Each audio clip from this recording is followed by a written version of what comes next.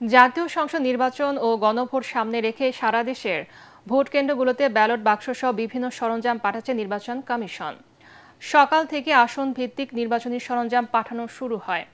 কমিশনের পূর্ব ঘোষিত সময়সূচি অনুযায়ী আজকের মধ্যে নির্বাচনী উপকরণ পৌঁছানোর কথা রয়েছে। বৃহস্পতিবার সকাল 7:30 থেকে বিকেল 4:30 পর্যন্ত একটানা চলবে ভোট গ্রহণ। সাজ্জাদ জাহানের রিপোর্ট।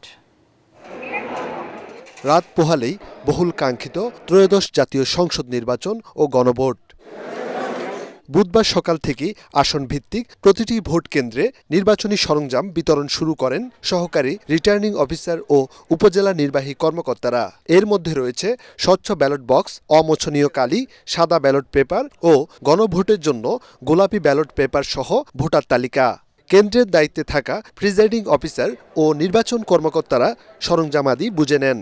সকাল 11টা থেকে আমাদের মালামাল বিতরণ শুরু হয়েছে। প্রিজাইডিং অফিসার যারা আছেন তারা পুলিশ এবং আনসার নিরাপত্তায় নির্বাচনী মালামালগুলো এখান থেকে গ্রহণ করছেন।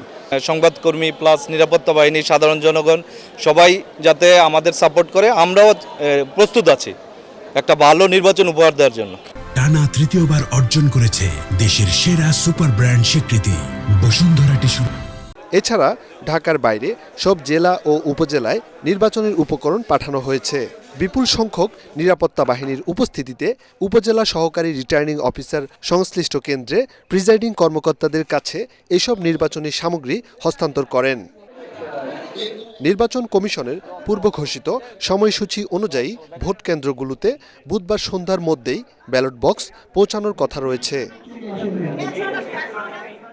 বৃহস্পতিবার সকাল 7:30 থেকে বিরতিহীনভাবে দেশ জুড়ে 299টি আসনে ভোট গ্রহণ চলবে বিকেল 4:30 পর্যন্ত।